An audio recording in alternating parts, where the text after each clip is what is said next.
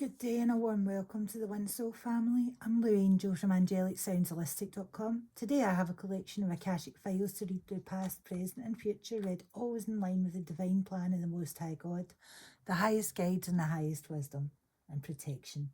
The whole reading won't be for everyone and there's no particular timestamp on these readings. They function to awaken, educate and enlighten. So take what resonates and leave the rest. Hit like, subscribe, follow and share. I'm in the office. To God be the glory. Let's read. Okay, today is going to be an ascension reading for the collective. Let's see how we start up. Horses are herd animals by nature. And so it's good to get an idea of the selection of the population we'll be reading for. Film with the left hand. Red mare in the wind. Listen to your emotions. So those of you who struggle with your emotions, this is going to be a read for you.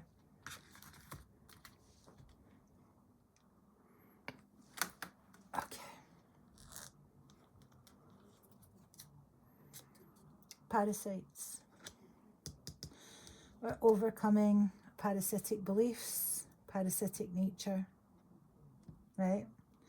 We've lived up until now in a society that is vampiric in nature or has become so, where we must farm out our emotions to others rather than dealing with our own stuff via projection or whatever. And has become mechanical in nature. We become mechanical because we're not actually engaging our feelings, engaging our emotions, or opening our hearts. And so in this case, we have allowed a parasitic invasion of sorts to take the place of the way that we process our feelings.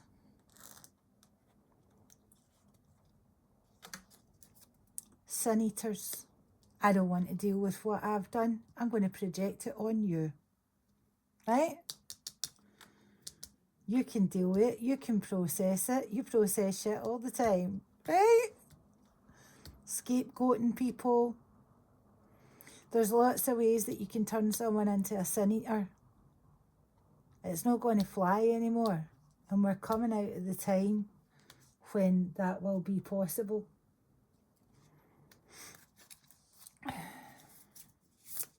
I should also add right about here, I have seen a wee upsurge in dark practitioners on this page. I would like you to know you are welcome. Dark is not evil, and there is a difference between dark and evil. If, however, you bring evil or projections or try sending your clients' illnesses my way, if you care about your client, you will not do this. This is not my first rodeo. I'm an old hand at this. I'm just new on TikTok. Okay? Been here, seen it, done it. Do not bring your projection magic. Do not bring your nonsense on this page. Okay? Not the nice little hippie witch kind. Not nice. Not if you bring evil. And with that, let's move forward. You're also most welcome to learn from whatever it is that I'm reading. I'm doing this for free. I'm doing this for everyone in the collective, and you are part of the collective and you are included, right? In fact, I think this reading might be for you. It's for people who don't listen to their emotions, right? So you're welcome here. And this is here for everybody. But if you wish to be protected by my words, then you need to offer the same protection. Okay, this is the covenant that we enter on this page if you're watching these readings. We all protect each other. I protect love and light here. And you can meet me in that space. Or let's see what happens.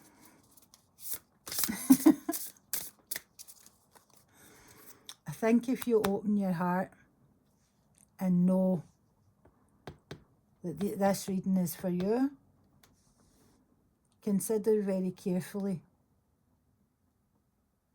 knowing that you can go forward taking from people. That's not what this is about. Okay? Right. Putting that to the right. Let's go for here. Shapeshifter Oracle. I love these cards. These are the first 3 cards that I got after my awakening. And I got them in a total random, like, wee cottage alternative health place in Clydebank. And they're still my favourites. The Black Cat, Lost Magic, Atonement and Rebalance. When we're engaged and not listening to our emotions, emotions are the power. Emotions are the energy, and anyone that's an energy worker knows that. Emotions are the energy, right? If you do the atonement, the journey of awakening, you can run your emotions through love and enlightenment. And you can bring them back to you loved and enlightened and making sense, right? It helps us bring sanity to our situation. So we don't need to lose magic if we rebalance, right? Are we still in Libra season? Doesn't really matter. Life is all about rebalance, I think. Right. Pulling with my left hand because I'm getting pulled that way. There we go. Precognition. Going right above Sin Eater. Knowing what's happening. Now, is it about that? Is it about that? Future vision, right? Once we are starting to run our feelings through the power of love and the power of enlightenment, and everyone's got that. Everyone's got love and everyone's got enlightenment. They have some kind of connection to it in the deepest parts of their DNA. It might be their mammy, it might be a girlfriend you've loved or a boyfriend you've loved or your child. But everywhere within that you can find someone that you've loved. And if you can love yourself, you can start there, and that's actually the best place to start. From that reconnection with the power of love and transmuting your emotions, your gifts of precognition will grow, right? Parasites will create a sense of fear. That's my assumption. They create a sense of fear in the masses. The clay that binds, right? That parasitic energy is the clay that binds. And so, let's go on top of Sin Eater. If we've just been projecting out our feelings onto other people and not actually doing any of the processing, we will find ourselves bound by parasites, no longer able to access our own magic, no longer able to healthily connect with precognition. Precognition then just becomes paranoia, right? Again, however, if we go back into the idea of ascension, ascending our precognition, then it stops becoming trauma and paranoia and reactionary behaviour and becomes a very finely tuned psychic ability. The best and fastest way to do that is through the power of love. And what do we do if we can't get to the power of love? What if we've given even that away? What do we do if we've even given love away? You go within and you whack that heart back open again. Whack that heart back open again.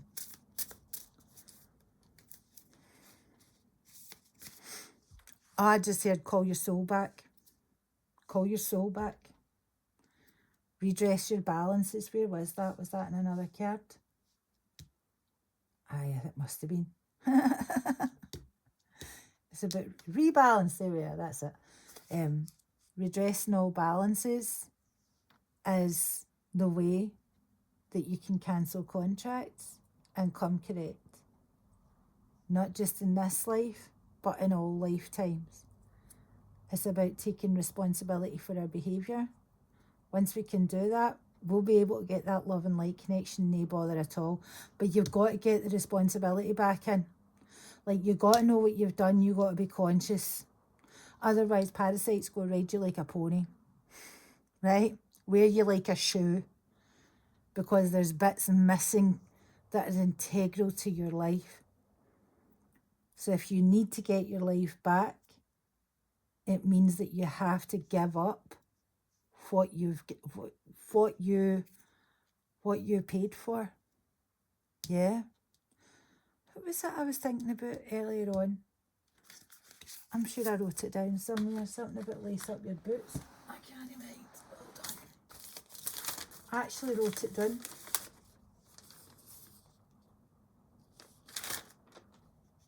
Let me see. Was it about destiny?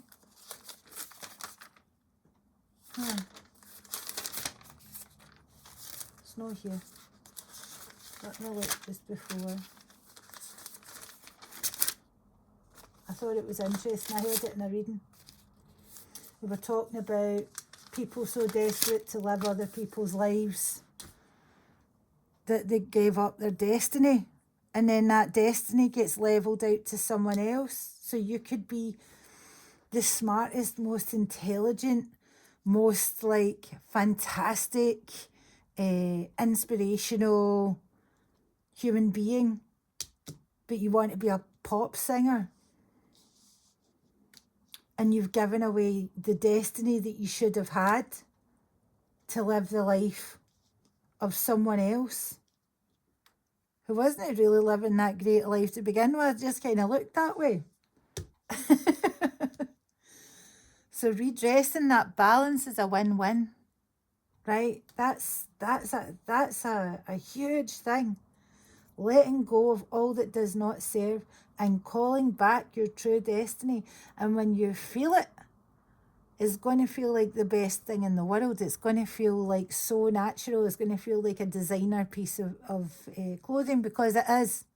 It was designed for you. It was designed for you to ascend with. It was designed for you to become great with. Yeah, but when we get into this parasitic system of soul selling, we're giving away what is intrinsically ours, gifted by the Most High God, right? And that we can build from. Not only that, there is no lost magic, because now we've got a soul to play with, life's open, we can go forward, right? How does soul selling happen? There's a question, because there's different kinds of soul selling. Are we going to go into them all? No. We'll go into the ones with thought forms, right? Because thought forms 5D soul selling is quite a different thing. It usually works with implants. So, for example, say you meet someone and you're like, they're dead nice. They're really cool. They're not a nice guy, but they're a cool guy. And I'm going to have a great time with them, but I can't fall in love with them because they are going to break my heart, right? They're going to mess about on me. I can tell now already. That's Jack the Lad, right? From that position, an energy comes in and blocks off your heart. And then you will have to work very, very, very hard to change that, because there's something about giving up love, giving up the ability to really love with the pain that goes along with it, because the pain, there is power within pain. And once you start on that path of ascension, with that love connection, with that enlightenment connection, you can now transmute your pain and it becomes your power. The energy of your pain, physical or otherwise, physical, emotional, doesn't matter. You can take it, transmute it, and use it to jettison your road open. It is a powerful place to come from. All right, where am I going next?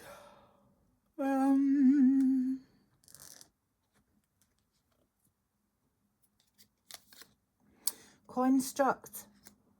Our constructs must be dissolved, right? Once we get our love and light connection, our beliefs, the things we think about, the things we use to hold our space within the consciousness of the collective, now we have to look at them, right? Because the scaffolding we put up to protect ourselves must now be healed.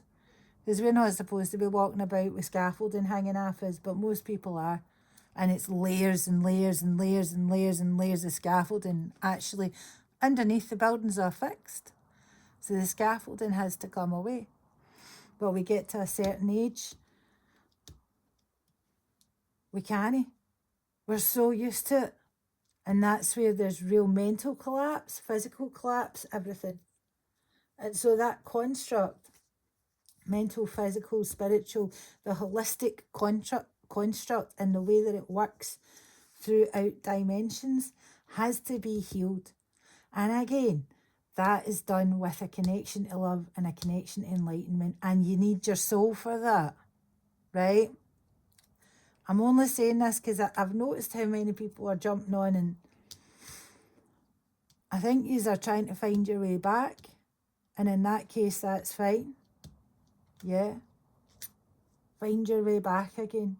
But you've got to be brave. It takes courage. It takes a lot of courage to get yourself back on track. But it can be done. I'm looking at these spirit junkie cards, right? Magic gets like that a wee bit.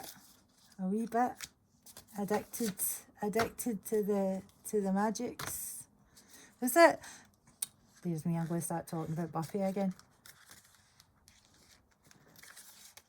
The courage of gifts, the courage to wield your psychic gifts with an open heart, an open voice, and an open mind, with your subconscious to conscious connected. It takes courage. It takes fierceness. It's not an easy way out. You have to look at your crap. You got to know what you've done. You got to do the process. You got to dig yourself out. You got to know when you've been a little shit, right? We all have to do it. It's the way to get through. You need that penny drop moment. In what way have I been a little shit? What, where, when, why? Fully conscious. Because there's still moments where I'm not actually aware of what I'm behaving like till later, and I'm like, oh my God, why did I say that like that? Why did I do that? That wasn't all right. That wasn't cool. That made that person feel fucky. You know what I mean? Part of the construct, the way that we take courage, has always been this parasitic way. I'll take it from you. If I dominate you and I steal it, I'll be powerful.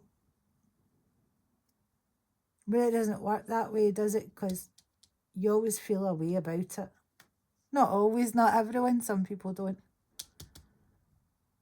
But if the magics are getting lost because everybody is awakening now, there's nobody that's not going through awakening, right? So you've got people from every lineage, soul lineage, lifetime lineage, all wakening up and going, I need my power back, right? So if there's been this constant heist, and this can be at the highest levels, where you're talking about like colonization, right? Which is very much like snatch and grab. Geez, that, I'll have that. I'll take you as my prisoners, right? I'll beat you up. I'll beat you down. I'll bomb your house to bits.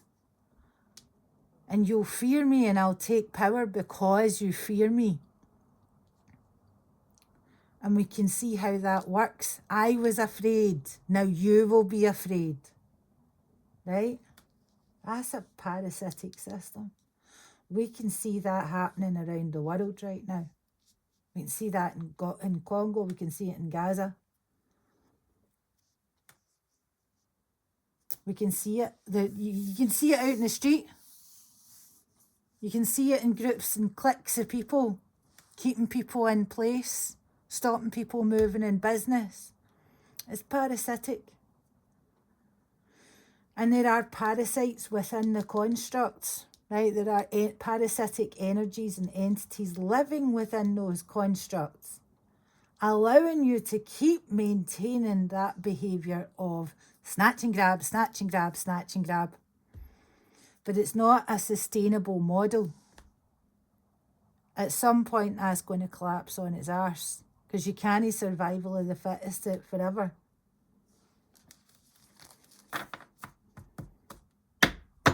Mostly because people are evolving. So if you're not evolving with, you're going to end up on the wrong end. The grey horse at Singing Lake. Look at that. Isn't that beautiful?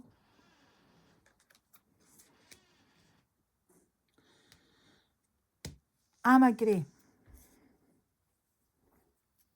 I do light work, for sure, which is working with truth and working with responsibility. I work primarily with the Most High God. That energy, that grey energy, the multi-dimensional mind of the cosmos, of the multiverse, of whatever you want to say. But, you know, the loving, enlightened mind of the cosmos, right? That's who I work with. I can also be dark. I can also hit out with some baneful magic as well. I have that in me. When we enlighten those aspects within us, we can then start using them in a way that is not traumatized, paranoid, or hurting the wrong people. We're not coming from a wounded space. We're not coming from a traumatized space. We're not coming from a programmed construct, right? Because our darkness is enlightened, right? This does not mean we're pouring light on our darkness. This means we're looking at it and we're going, should I knock their block off right now or not? Do I owe them something from a past life? Right? And with an open heart, knowledgeably thinking about all the possibilities that connect you with that fight. Why are you having that fight? Is it rational? Is it programmed? Is it fierceness for good reason, for an actual protective reason? Right? Are we really in danger from the invaders? Or are you just being mean? Because it makes you feel strong.